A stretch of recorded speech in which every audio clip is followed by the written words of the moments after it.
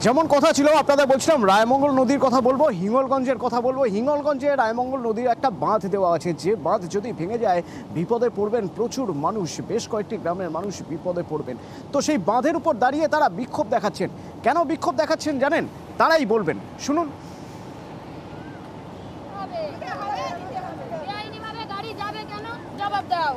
আমাদের এই রায়মঙ্গল নদীর উপরে যে বাঁধটা আছে, সেই বাঁধের উপর দিয়ে বেআইনি ভাবে জেসিবি গাড়ি এখান থেকে গিয়ে আমাদের রাস্তাটা ভেঙে তছনছ করে দিয়েছে। সে বাঁধের উপরে কোনো মাটি এই 10 বছরে কোনোদিন পড়েনি। তো এই এখন যদি এই রাস্তার উপরে মাটি না দেওয়া হয়, এই রাস্তা যদি মেরামত না করা হয় এই বাঁধটা, তো আমাদের সামনে যে বর্ষাকালে যে নদীটা মানে বন্যা আসে, তখন আমাদের খুব অসুবিধায় পড়ে যেতে হবে। এই নদীর বাঁধটা ঠিক করে দিতে হবে।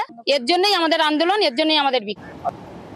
আচ্ছা, আর্থ মুভার নিয়ে যেতে হলো বাঁধের উপর দিয়ে, তাতে বাঁধের বেশ কিছু জায়গা ক্ষতিগ্রস্ত হয়েছে, রাস্তা ক্ষতিগ্রস্ত হয়েছে। আচ্ছা, আর কোনো জায়গা ছিল না অন্যভাবে নিয়ে যাওয়া যেত না? উত্তর দিতে পারবেন ওই আর্থ মুভার যে ঠিকাদারের তিনি, অথবা যিনি আর্থ মুভার নিয়ে গিয়েছেন। তো আর্থ মুভার যিনি নিয়ে গিয়েছেন তার সঙ্গে আমরা কথা বলেছিলাম, তিনি কি বলছেন শুনুন। আমার কি বলার আছে, আমাদের লিস্ট বলেছে, আমি নিয়ে এসেছি গাড়ি। তোমার আমার তো কে নিয়ে আসতে বলে?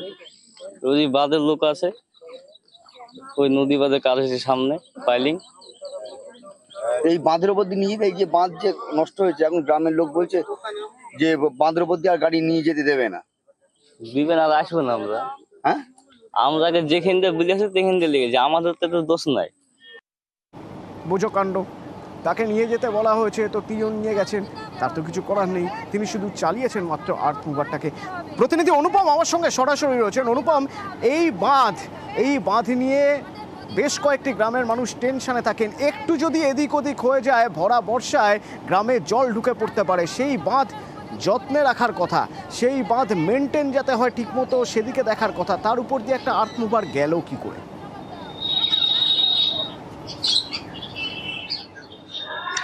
দেখো অতনুদা, এটা একটা সব থেকে বড় কথা। তার কারণ হচ্ছে প্রতি বছরই আমরা দেখেছি যে এই সুন্দরবন এলাকার যে রায়মঙ্গল নদী, এই রায়মঙ্গল নদীর বিপস্ততা এতটাই প্রবল যে প্রায় সময় কিন্তু এই রায়মঙ্গল নদীর বাঁধ ভেঙে যায় এবং গ্রামের পর গ্রাম কিন্তু জলে ভেসে যায়। প্রচুর মানুষ কিন্তু ঘরছাড়া হয়ে যায়।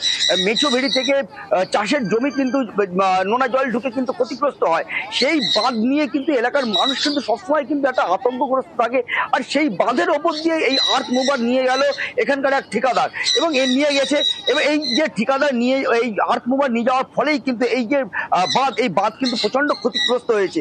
এবং যে কারণে সেই ঠিকাদারকে যখন গ্রামের মানুষ জিজ্ঞাসা করে বা বারণ করে, সেই ঠিকাদার কিন্তু কোনো রকম কর্ণপাত করে না, সেই আর্থ মুভার তার উপর দিয়ে চালিয়ে নিয়ে চলে যায়, এবং যে কারণে কিন্তু বাঁধের ক্ষতিগ্রস্ত হয়েছে। এরপর গ্রামের মানুষ একত্রিত হয়ে এই বাঁধ মেরামতের দাবিতে এই বাঁধের ওপরে কিন্তু সকাল থেকে কিন্তু আজকে বিক্ষোভ দেখায়। এবং আমরা স্থানীয় পঞ্চায়েতের সঙ্গে আমরা যোগাযোগ করেছিলাম। কিভাবে আর্থ মুভার এর উপর দিয়ে চলে যায়, যে বাঁধ একেবারে মানে ঠিকঠাক রক্ষণাবেক্ষণ করা প্রয়োজন, যে বাঁধ যাতে কোনো ক্ষতি না হয় সেই দিকটায় সব সময় সদা সতর্ক থাকতে হয়, সেই বাঁধের উপর দিয়ে আর্থ মুভার গেছে, তার জন্য বাঁধ ক্ষতিগ্রস্ত হচ্ছে। পঞ্চায়েতকে তো ব্যবস্থা নিতেই হবে। পঞ্চায়েত প্রধান কি বলছেন শুনুন। এই বাঁধের উপর দিয়ে জেসিবি গাড়ি গিয়েছে, অনেক কিছু ক্ষয়ক্ষতি করেছে রাস্তার, যাতে মানুষ চলাচলের অযোগ্য হয়ে পড়ছে।